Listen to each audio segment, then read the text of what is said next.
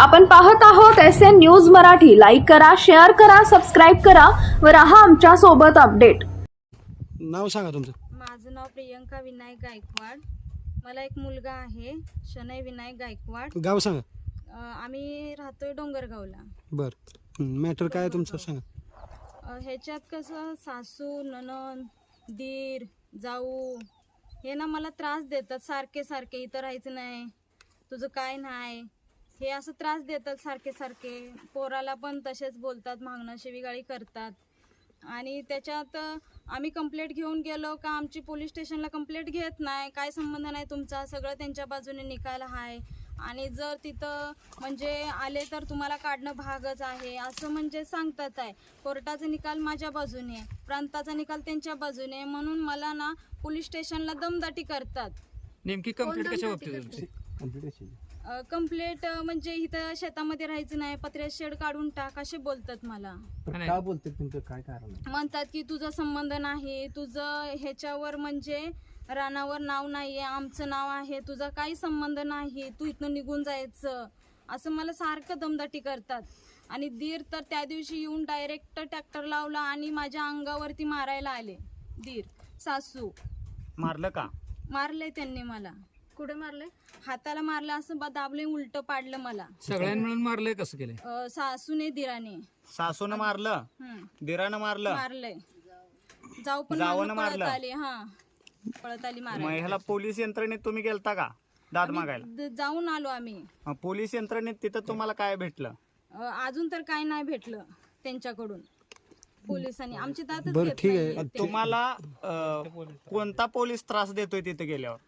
नलोडे साहेब म्हणून आहे ती. त्यांनी काय म्हणतात, तुमचा काही संबंध नाही असं बोलतात आहे. आणि ती म्हणतात की सगळं सासूच्या बाजूने आणि तुमचं काय आहे इथं असं बोलतात. आणि घेऊन जावं म्हणतात, घरी जावं, तुमचं काय नाही म्हणतात. इथं घेत नाही ती दखल. मॅडम, मूळ मुद्दा काय आहे? भांडणाचा मूळ मुद्दा काय आहे? तुमचा विषय काय आहे? भांडणं कशासाठी? घटस्फोट कसा झाला? तुमच्या मिस्टर काय करत होते? काय सांगा जरा, विस्तृत बोला जरा. ती कसं ह्याच्यामध्ये तुमचं काय झालं ते सांगा. लग्न 2013ला झालं. 26/12/2013ला आमचं लग्न झालं. बर. आणि त्याच्यानंतर आम्ही मुंबईला गेलो राहायला.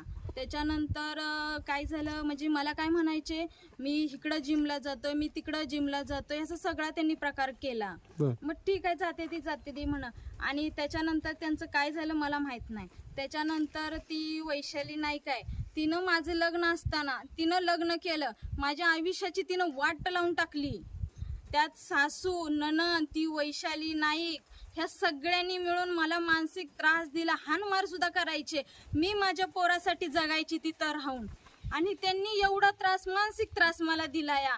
आणि वर्ण म्हणायचे तो आजारी आहे, तो आजारी आहे, असं सारखं त्रास देत राहायचे. म्हणजे तुमचे मिस्टर तुमच्या घरी रोज घरी येत होते का नव्हते? ते असं म्हणजे मला म्हणायचे मी कॅन्टीनला जातोय असं बोलायचे. आणि ह्या सगळ्यांना माहित होतं माझ्यापासून, सगळं लपवून ठेवलं. मी कुठं घराच्या बाहेर जायची नाही. मला खरं अक्षरशः मी माझ्या पोराची शपथ घेऊन सांगते, मला लिहायला वाचायला येत नाहीये. मी आत्ताच्या ह्या घडीला सांगते, त्यांनी माझा गैरफायदा उचललाय. त्यांनी माझ्या आयुष्याची खेळायला नको होतं.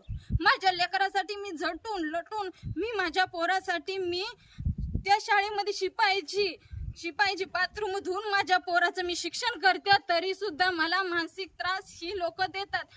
नणंद देते, शिव्या देते, हिचा काय संबंध आहे, हिनं पत्रे शेड काढून टाकावं, हिचं काय हक्क आहे. तिनं तर माझ्या आयुष्याची वाट लावली. तिनं, तिच्या भावाने आणि ती वैशाली नाईकने.